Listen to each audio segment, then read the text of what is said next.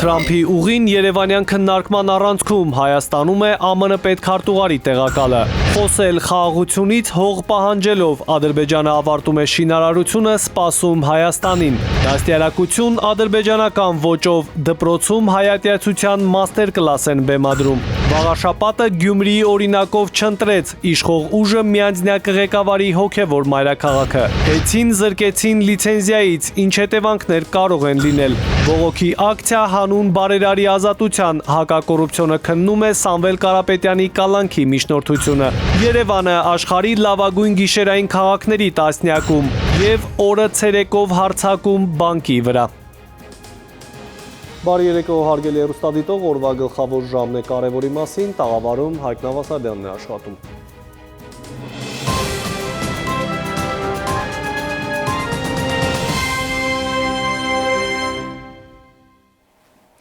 Վարչապետ Նիկոլ Փաշինյանը ընդունել է ԱՄՆ պետքարտուղարի տեղակալ Էլիսոն Հուքերի գլխավորած պատվիրակությանը։ Հանդիպման ընթացքում զրուցակիցները քննարկել են վարչապետ Փաշինյանի եւ նախագահ Թրամփի միջև ձեռք բերված պայմանավորվածությունների իրականացմանը, աշխատանքային խմբերի գործունեությանը, TRIP նախագծի իրականացմանը եւ առաջիկա ծրագրերին վերաբերող հարցեր։ Ավելի վաղ պետքարտուղարի տեղակալին ընդունել էր արտգործնախարար Արարատ Միրզոյանը, քննարկել Հայաստան Միացյալ Նահանգներ ռազմավարական գործընկերության զարգացման հարցեր, անդրադարձել օգոստոսի 8-ին Վաշինգտոնում ձեռք բերված պայմանավորվածությունների կյանքի կոչման ուղղությամբ իրականացվող աշխատանքներին։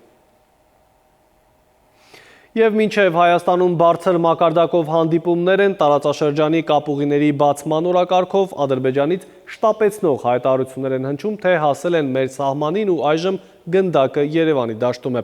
Քաղաքագիտական համայնքում սակայն կարծիքներ կան, որ եթե Ադրբեջանը իրապես խաղաղության ձգտեր, ապա օր առաջ կհեռանար Հայաստանի օկուպացված հողերից, այնինչ չի թույլատնում ռազմատենչ հռետորաբանությունը եւ նորից օրակարգ է բերում այսպես կոչված անկլավների թեման։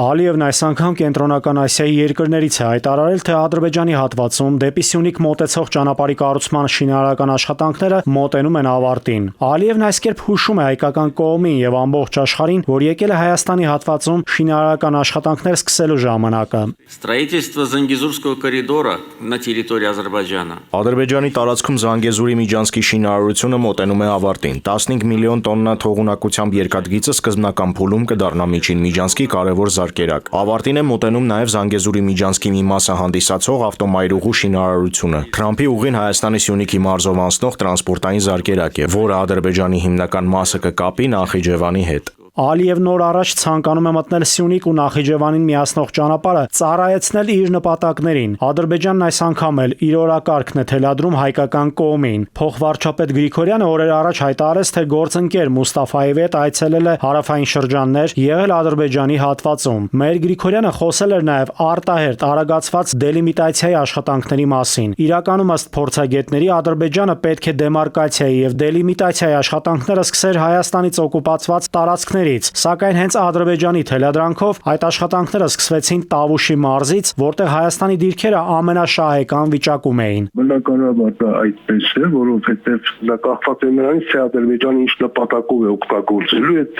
լիմիտացիա դեմարկացիան, եթե նպատակը իսկապես խաղաղություն լիներ, տրամաբանական կլիներ առաջին հերթին իրենք ովքեր դուրս բերեին Հայաստանի իշխան տարածքից, որոնք իրենք օկուպացրել են վերջերս, դրանից հետո անցնեին հաջորդ հացի։ Բայց իրենք առաջ են քաշում անկլավների հացը առաջին հերթին, ինչը ոչ թե նպաստելու է խաղաղությանը, լրացուցիչ լարվածություն է առաջացնելու բնականաբար։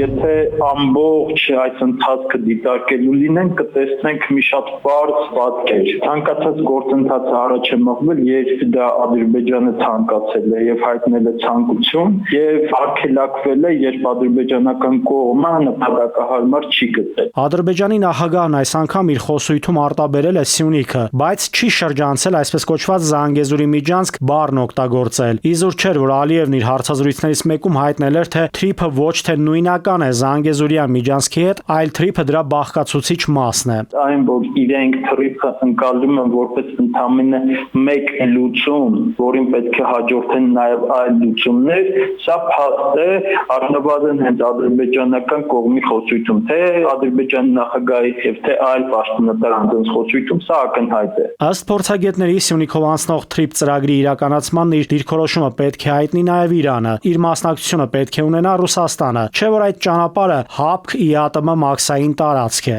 Այդ բեռներ հատելու է ոչ թե Հայաստանի Հանրապետության սահմանը, այլ մաքսային ընդհանուր միության սահմանը։ Այդտեղ խնդիր կա, բացի այդ այնտեղ դեռևս կա ռուս սահմանապահներ հայ-իրանական սահմանին, չէ՞ որ նրանք դուրս են բերվել միայն սահմանային անցակետից, բայց սահմանից դուրս չեն բերվել։ Հայաստանի տարածքում շինաշխատանքները նախատեսվում է սկսել եկող տարվա երկրորդ կեսին։ Ըստ փորձագետների թուրքական աշխարհի կողմից օգտագործվող Միջին Միջանցքի գաղափարի առանցքը հենց այն է, որ դա լինի առանց Ռուսաստանի մասնակցության եւ շրջանցի Ռուսաստանը։ Եթե այդ երկրներին չհաջողվի շրջանցել Ռուսաստանը, ապա TRIP-ի եւ Միջին Միջանցքի շահագործումն ըստ քաղաքագետների իմաստ չի ունենա։ Նաիրի Մուրադյան, ժամը լրատվական։ Ադրբեջանցի լրագրող Ջավիդ Ահմեդովը ադրբեջանական դպրոցներից մեկից մի տեսանյութ է հրապարակել, որը հենց ադրբեջանցի լրագրողի ձևակերպմամբ ակնհայտ հայատյաց քարոզչություն է։ Տեսանյութում զինվորական համազգեստով չափահաս տղամարդիկ բեմադրում են աշակերտի կողմից մարմնավորած հայի ձերբակալությունը։ Նրանք ձևացնում են, թե ատրճանակ են ուղղում աշակերտի գլխին եւ պահանջում, որ նա մի քանի անգամ կրկնի Ղարաբաղը Ադրբեջանի արտահայտությունը։ Լրագրողի խոսքով ահա այսպես են լվանում երիտասարդության ուղեղը դպրոցը դարձնելով քարոզատեղի։ Ըստ Ահմեդովի, սա ամոթալի տեսարան է կրթական համակարգի համար։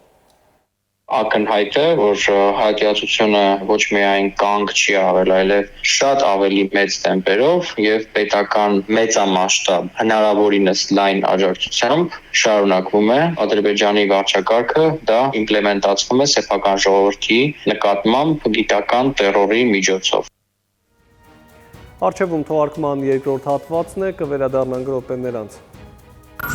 Վաղարշապատը Գյումրիի օրինակով չընտրեց, իշխող ուժը միանձնյակ ղեկավարի հոգևոր մայրաքաղաքը։ Հեցին զրկեցին լիցենզիայից, ինչ հետևանքներ կարող են լինել։ Բողոքի ակցիա հանուն բարերարի ազատության, հակակոռուպցիոնը քննում է Սամվել Կարապետյանի կալանքի միջնորդությունը։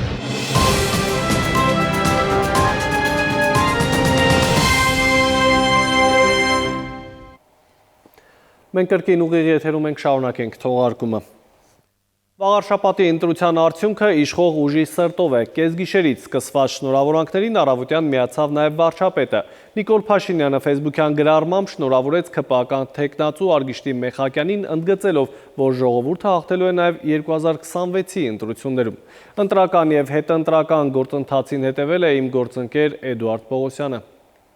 Հետընտրական երկուշաբթին մի կողմից շնորհավորական շքերթներով, մյուս կողմից հետագա քայլերը վերլուծելու կոչերով սկսվեց։ Թեպետ կենտրոնական ընտրականը դեռ վերջնական չի ամփոփել վաղարշապատի ընտրությունները, քաղաքական թիմերն արդեն հաշվել արձանագրել են արդյունքները։ Հոգևոր մայրաքաղաքի ավագանի են անցնում 3 ուժ՝ իշխող քաղաքացիական պայմանագիր կուսակցությունը 15298 քվեով, ընդդիմադիրներից հաղթանակ դաշինքը 10051 եւ Մայր Հայաստան ազգային դեմոկրատական կուսակցությունը 1692 ձայներով։ Մանդատների բաշխումը արդեն տոկոսներով է իրականացվելու, իհարկե հիմնվելու են այն ձայների վրա, որոնք որ կուսակցությունը եւ դաշինքները հավաքել են, բայց դրանք արվելու է նաև այն չանցած կուսակցությունների դաշինքների ձայները եւ բնականաբար չանցածների ձայները բաշխվելու են անցնող կուսակցությունների դաշինքների վրա այնքանով, որքանով որ նրանք միմյանցից առաջ են։ Դրա համար մենք ունենալու ենք տոկոսային փոփոխություն ու բնականաբար ավականու մանդատները կբաշխվեն ըստ տոկոսային փոփոխության։ Նախնական հաշվարկներով ԿՊ-ն վաղարշապատում կունենա 19 մանդատ, այսինքն քաղաքային իշխանության ղեկը միայնակ կվերցնի։ Հաղթանակ դաշինքը 12 տեղ կզբաղեցնի ավականիում, Մայր Հայաստանը 2։ Վարչապետն է արձանագրում, վաղարշապատցիներն իրենց թեկնածուին ընտրելով հաստատեցին, որ մեր նահատակների հիշատակը հավերժացնելու լավագույն միջոցը խաղաղ, բարեկեցիկ եւ ժողովրդավարական Հայաստանն է։ Ձեր ընտրությամբ կարևոր լիցք տվեցիք մեր սրբության սրբոցը, Մայրաթոր Սուրբ Էջմիածինը կտրիչ Ներսիսյանից ազատելու գործընթացին։ Իսկ քաղաքացիական պայմանագրի առաջին համարը վաղարշապատի ղեկավարի թեկնածու Արգիշտի Մեխակյանը, ով ընտրական օրը խուսափեց պատասխանել լրագրողների կենտրոնական իշխանության հակաեկեղեցական արշավի մասին հարցերին, ոչ թե քաղաքական, այլ քաղաքային դաշտում է։ Հետընտրական առաջին խոսքը դարձյալ Facebook-ում է շնորհակալության տեսքով։ Ձեր զորակցությամբ հնարավոր դարձավ մեր այս կարևոր հաղթանակը, որը մեզ պարտավորեցնում է ամեն օր առավել պատասխանատվությամբ աշխատել եւ ձեր սպասելիքները իրականություն դարձնել։ Ընդդիմության առավելագույն ձայներ ստացած տեխնացուն Սևակ Խաչատրյանը կխոսի վաղը, մամուլի ասուլիս է հրավիրել, իսկ Մայր Հայաստանի արձանագրումը Բանաձևին նման է, մեջբերում ԿՊ-ն քաղաքում միանձնյա իշխանություն կստանձնի, բայց այն փոքրամասնության կառավարում կլինի։ ԿՊ-ն խոսում է ջախջախիչ հաղթանակի մասին այն դեպքում, երբ անգամ ընտրության մասնակիցների 50%-ը չէ, որ քվեարկել է իրենց։ Իրենք ստացել են 48%, իսկ 52%-ը քվեարկել է իրենց դեմ։ Հոգևոր մայրաքաղաքում, երբ դեռ եռում էին նախընտրական կրքերը, պայքարում կարմիր թելի նման էր անցնում թեզը, թե վաղաշաբաթը կարող է դառնալ Գյումրի 2, այսինքն եթե անգամ քաղաքացիական պայմանագիրն առաջատար դիրքերում լինի, սակայն չկարողանա հաղթահարել 50 գումարած մեկի շեմը, ընդդիմությունը կմիավորվի միասնական ձայներով կհաղթի Մեխակյանին։ Այդպես չեղավ եւ հիմա ի վերջո ինչ ցույց տվեց այս ընտրությունը, ինչ ունենք այսօր ընտրատեղամասերի դռները կողպելուց հետո քաղաքագետն է մեկնաբանում, Գյումրու սցենարն այստեղ կրկնելու կես շանս անգամ չկար։ Դրանք տարբեր ուրեմն իրավիճակներ են Գյումրի մեկ համայնքի, իսկ այստեղ վաղաշաբաթը քաղաքն եւ գյուղերն, իսկ գյուղերը քվեարկել են ԿՊ օգտին, վաղաշաբաթը ընդդիմության օգտին, բայց քանի որ կեսից մի քիչ եւ վաղաշաբաթը եւ ուրեմն գյուղերը դեռ գումարվել են, բնականաբար տոկոսավորի բարձր ստացել։ Իշխանությունն ի դեպ համայնքային այս հաղթանակը համարում է եկող տարվա համապետական ընտրությունների հնչյուն նախերգանքը։ Փորձագետներն այստեղ ընդդիմությանն առաջարկում են մինչև 2026-ի խորհրդարանականը փոխել խաղի կանոնները։ Էդուարդ Պողոսյան, ժամը լրատվական։ Մասիսի նորընտիր քաղաքապետ Նորայր Հակոբյանը ճեպազրույցում նշել է, թե նոր աշխատանքների մասին դեռևս չի խոսի, պետք է ապահովեն Դավիթ Համբարձումյանի սկսած եւ պլանավորած աշխատանքների շարունակությունը, որը նախատեսված էր համայնքի հնգամյա զարգացման ծրագրով։ Հարցին, թե մտավախություն չունի, որ իրեն էլ կփորձեն ճնշել, Հակոբյանը պատասխանել է, որ եթե ինքը մտավախություն կամ վախ ունենար, ապա չէր լինի Դավիթ Համբարձումյանի ընկերը, առավել ևս նրա կողմից ձևավորված թիմի հաջորդ համարը։ Հիշեցնենք, որ Մասիսի համայնքապետ Դավիթ Համբարձումյանը դատարանի որոշմամբ ազատազրկվել է 6 տարի 3 ամիս ժամկետով։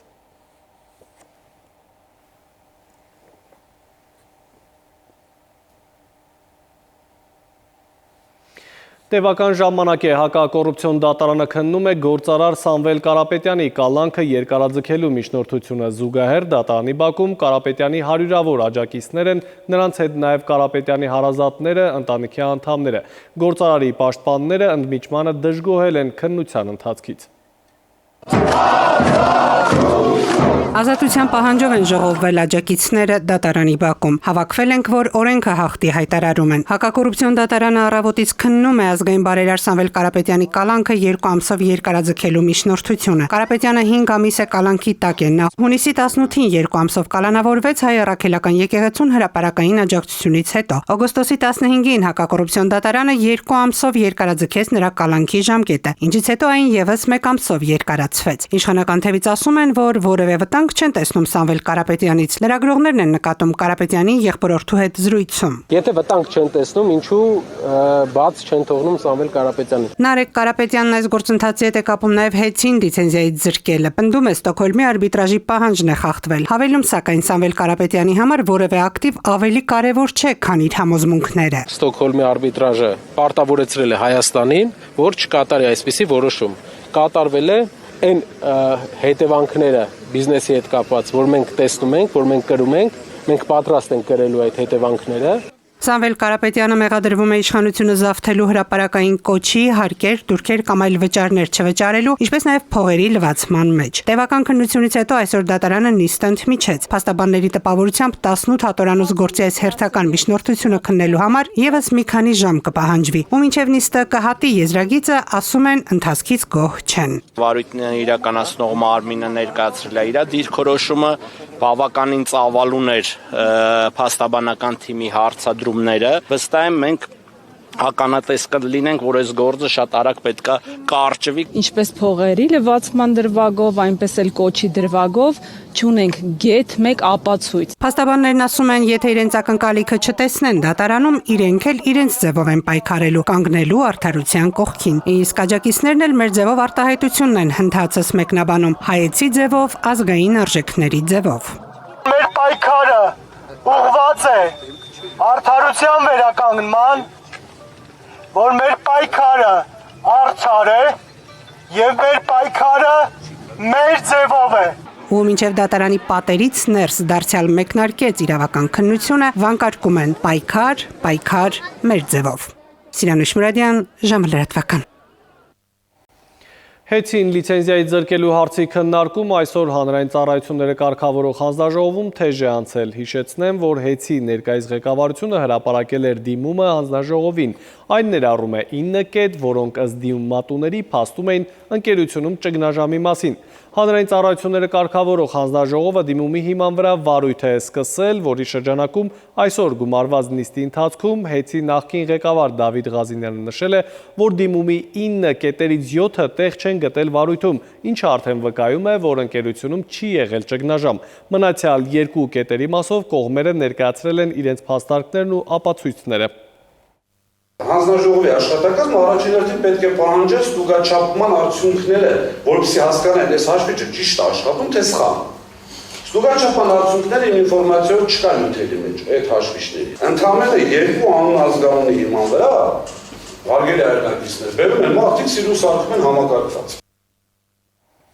Այնուամենայնիվ հանձնաժողովը հանգել է եզրակացության, որ Հեծի ներկա ղեկավարության փաստարկները ավելի համոզիչ են ու 3 օր լիցենզիայի ձրկելու հարցը քննելուց հետո որոշել է զրկել Հեծի Տաշիր կապիտալ ընկերությանը տրամադրված էլեկտրաէներգիայի մատակարարման լիցենզիայից։ Հանձնաժողովի նախագահը ճեպազրույցում ասել է, թե դեռևս գործընթացի վերջը չէ։ Նրա խոսքով առաջիկա 3 ամիսներին պետությունը սեփականատիրոջ կամ Հեծ տնօրենների խորհրդի հետ կսկսի բանակցել գույքի սեփականության իրավունքի փոխանցման վերաբերյալ ու եթե այդ 3 ամսվա ընթացքում կողմերը չգան համաձայնության, ապա պետությունը կարող է գերակա շահի իրավունքով վերցնել սեփականության իրավունքը։ Մեսրոպյանը անդրադարձել է նաև էլեկտրաէներգիայի սակագների բարձրացման վերաբերյալ խոսակցություններին։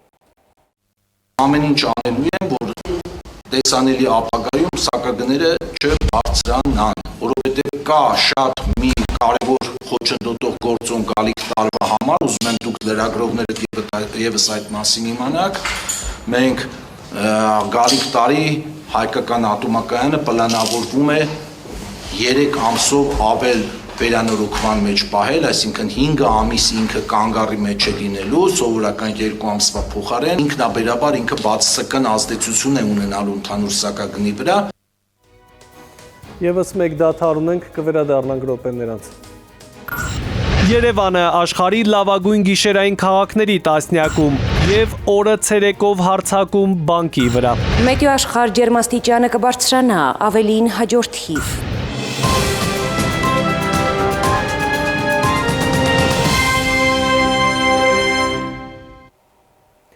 Մենք կրկին ուղիղ եթերում ենք, շարունակենք թողարկումը։ Ներդրում կատարել այսօր վաղվա համար, սա Բիբլոս բանկ Արմենիայի տեսլականն է բանկ բու համագործակցության շրջանակում։ 2023-ից մեկնարկած կրթաթոշակի ծրագրից արդեն 25 ուսանող անվանական կրթաթոշակ է ստացել։ Հաջորդ տարիների շահառուները կլինեն տնտեսագետներն ու կառավարման ֆակուլտետի բարձր առաջադիմությամբ ուսանողները։ Ուսանողների միջազգային օրն է եւ ավանդույթի համաձայն Երևանի պետական համալսարանի այն ուսանողները, ովքեր կրթաթոշակ են ստացել Բիբլոս բանկ Արմենիայից, հանդիպում են բանկի գլխավոր գործադիր տնօրեն Հայկ Ստեփանյանի հետ։ Ընդ որում հանդիպմանը ներկա են ոչ միայն այս, այլև անցած տարվա կրթաթոշակառուները։ Պետհամալսարանի ուսանողների կրթության մեջ ներդրումը մեր ամենահաջողված նախաձեռնություններից է, գլխավոր գործադիր տնօրենն է գնահատում։ Մեզ համար կրթական ծրագրերին աջակցել է եւ մասնակից լինելը չափազանց կարևոր է։ Ես տեսնում եմ, որ տարին տարվա վրա ուսանողները ավելի հետաքրքրված են դրանով։ Մենք մեր հիմնական նպատակին հասնում ենք, որը կրթության նկատմամբ հետաքրքրության խթանումն է։ Ուսանողները կիսվում են կրթության հետ կապված իրենց ապագա պլաններով, որոնց իրագործմանը նպաստում է նաև Բիբլոս բանկ Արմենիայի անվանական կրթաթոշակը։ Մթնոլորտն անկաշկանդ է, հետաքրքրվում են նաև բանկային ոլորտում կարիերա սկսելու հնարավորություններից։ Ամենակարևոր ռեսուրսն է, որ մենք ունենք մեր ուսանողների եւ նրանց վրա կատարվող ներդրումները հսկայածավալ հետ վերադարձ են լինելու երկրին։ Բանկի եւ բուհի միջև կրթաթոշակային այս ծրագիրը մեկնարկել է 2023 թվականից եւ ծրագրի մեկնարկից ի վեր անվանական կրթաթոշակ եւ ուսման վարձի փոխհատուցում է ստացել Երևանի պետական համալսարանի շուրջ 25 ուսանող։ Հաջորդող տարիների ընթացքում եւս Բիբլոսբանկ Արմենիան կրթաթոշակներ կտրամադրի ԵՊՀ տնտեսագիտության եւ կառավարման ֆակուլտետի բարձր առաջադիմություն ունեցող ուսանողներին։ Բիբլոսբանկ Արմենիայի հետ ֆակուլտետի համագործակցությունը էպիզոդիկ չի, այն ռազմավարական է, երկարաժամկետ է ու ուզում եմ նաև հույս հայտնել, որ երկուստեք ջանքերի շնորհիվ այն այլ դրսևորումներ է ստանալու։ Կրթությունը Բիբլոսբանկ Արմենիայի կորպորատիվ սոցիալական պատասխանատվության առանցքային ուղղությունն է։ Բանկը ոչ միայն տրամադրում է կրթաթոշակներ, այլև ֆինանսավորում է տարբեր կրթական նախագծեր, հովանավորում, կարևոր գրքերի հայերեն թարգմանությունն ու հրատարակումը։ Էդուարդ Պողոսյան, ժամը լրատվական։ Որ հեռավոր գյուղերում հնարավոր լինի բարձրացնել կառավարման արդյունավետությունը, Յուքոմը արևորդի ՀԿ-ի հետ արդեն փորձված բանաձև է կիրառել։ Օգտագործել արևի էներգիան էլեկտրաէներգիայի փոխարեն, արդյունքում գումար խնայել, կուտակել այլ նախաձեռնությունների համար։ Այսպես Վայոց ձորի Կեչուտ բնակավայրում տեղադրված արևային կայանի շնորհիվ տարեկան հնարավոր է խնայել մոտ 800,000 դրամ։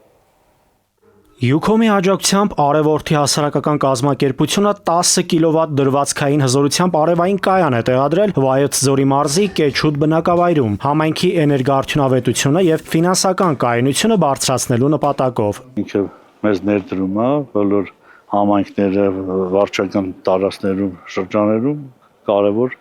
դեր է խաղում։ Սա արդեն 16-րդ արևային կայանն է, որ Յուքոմի հետ տեղադրում ենք Հայաստանի տարբեր մարզերի տարբեր համայնքներում եւ բոլոր դեպքերում էլ հենց նպատակը մեկն է՝ նպաստել համայնքի համար հավելյալ եկամտի գեներացման եւ այդ ֆինանսները ուղղորդել այլ համայնքային կարիքների։ Կեչուտի վարչական շենքում տեղադրված արևային կայանը կապահովի ոչ միայն շենքի, այլև դրանքից գործող համայնքապետարանին պատկանող կառույցների էլեկտրաէներգիայի ծախսերը։ Նախնական հաշվարկներով համայնքը տարեկան կխնայի մոտ 800,000 դրամ գումար, որը կուղղվի համայնքի զարգացման եւ ենթակառուցվածքների բարելավման ծրագրերին։ Նախատեսում ենք հաջորդ տարվա ընթացքում ոնց որ յուրաքանչյուր տարի եւս այսպիսի ծրագրեր իրականացնել, որ կանաչի կապարախոսությունը ավելի ու ավելի տարածվի տարբեր համայնքներում ու իրենք ալգիտակցեն, որ մաքուր բահել շրջակա միջավայրը միայն թե էկոլոգապես մաքուր ու լավ չէ, այլ իրենց եւս օգուտ է տալու, որ կարողանան խնայած ծախսերը ուղղորդեն կամ ուղղեն դեպի այլ ծրագրեր իրականացնելու համար։ Յուքոմի եւ Արևորդի հասարակական կազմակերպության համագործակցության 3 տարիների ընթացքում արդեն տեղադրվել է 16 արևային կայան։ Հայաստանի տարբեր մարզերի մանկապարտեզներում, համայնքային նշանակության շենքերում եւ ենթակառուցվածքներում խթանելով բնապահպանական կայունությունն ու տնտեսական արդյունավետությունը։ Նաիրի Մուրադյան, ժամը լրատվական։ Մի կյանքի պատմություն ծնունդից մինչև հավերժություն սիմֆոնիկ երաժշտության միջոցով։ Այսպես են Սուքիասյանները մեծարել ընտանիքի ավագի կյանքի ուղին անցած ճանապարհը։ Դեպի լույս պոեմ կանտատը նվիրված է Ալբերտ Սուքիասյանի ծննդյան 90-ամյակին։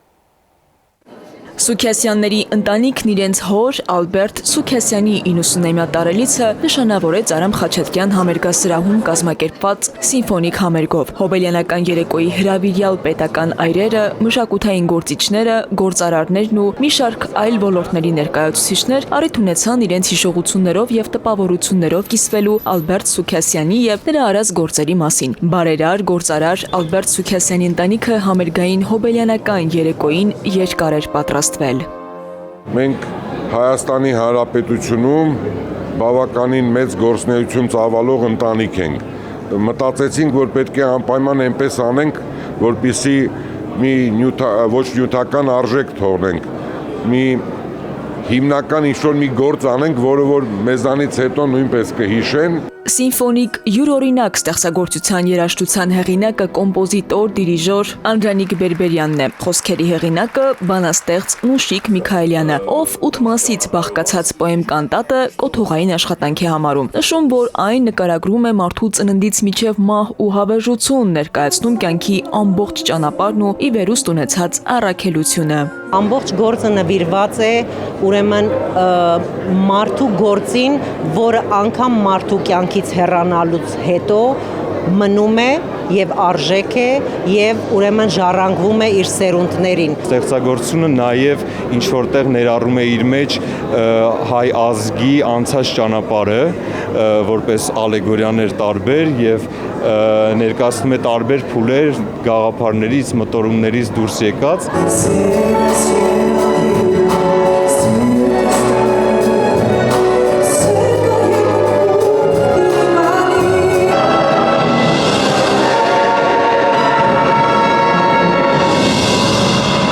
Հավերժի ձգտման, հույսի, պայքարի եւ մաքարման մասին դեպի լույս պոեմ կանտատի աննախադեպ պրեմիերան տեղի ունեցավ Հայաստանի ազգային ֆիլհարմոնիկ նվագախմբի նվագակցությամբ, Հայաստանի ազգային ակադեմիական երգչախմբի եւ միջազգային հռչակ վայելող օպերային երգչուհի Ջուլիանա Գրիգորյանի կատարմամբ։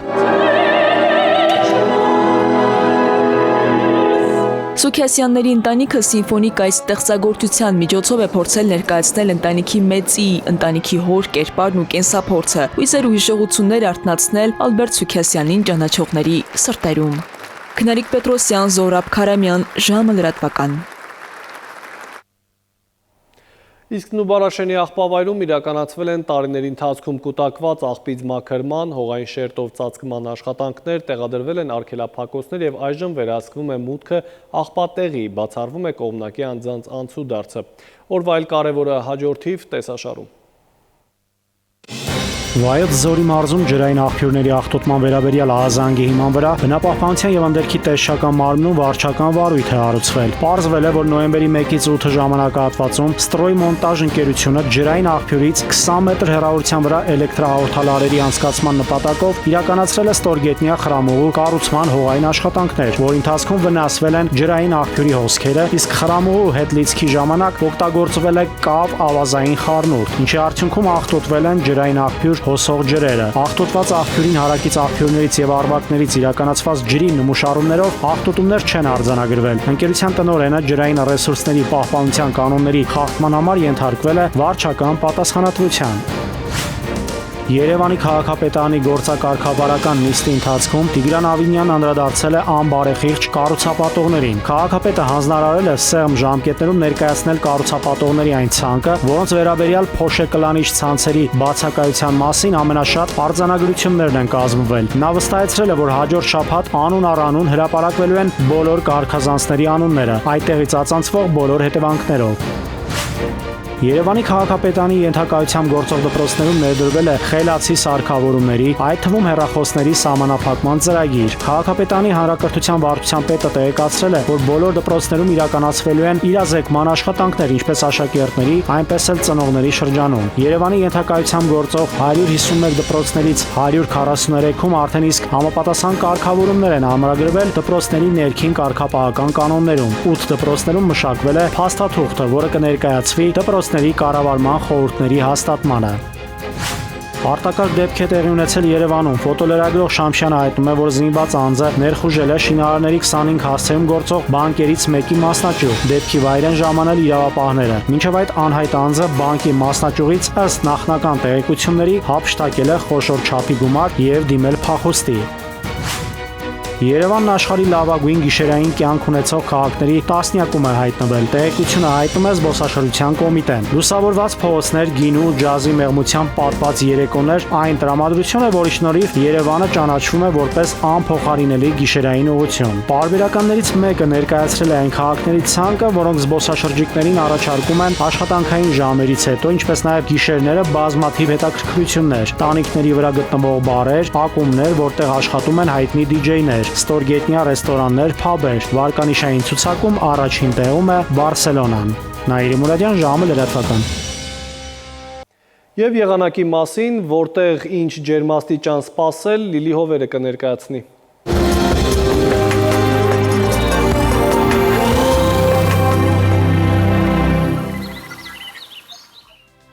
Բարի երեկո, եղանակի տեսության հովանավորն է Ֆերոսի ապրանքանիշը, իր հուսալիան վտանգ գերխնայող գազի կաթսաներով։ Դրանք պաշտոնապես ներկայացված են էքստերիեր խանութ սրահներում, ֆերոսի եղանակ ստեղծող կաթսաներ, մետեոաշխարհ նախ Հայաստան։ Մեր երկրի մեծ մասում երեքշաբթին կանցնի լիարժեք արևոտ երկնքով, առանց ստեղումների, ջերմաստիճանը կբարձրանա մոտ 4-ից։ Վաղը ցերեկը Շիրակում, Կոտայքում, Գեղարքունիքում, Արագածոտնի եւ Վայոց ձորի լեռնային գոտիներում կդիտվի 8-ից 13 աստիճան։ Վայոց ձորի եւ Արագածոտնի նախալեռներում կանխատեսվել է 14-ից 18, Լոռիում 16-ից 19, Տավուշում 17-ից 20 աստիճան, Արարատում, Արմավիրում կդիտվի 16-ից 18 աստիճան,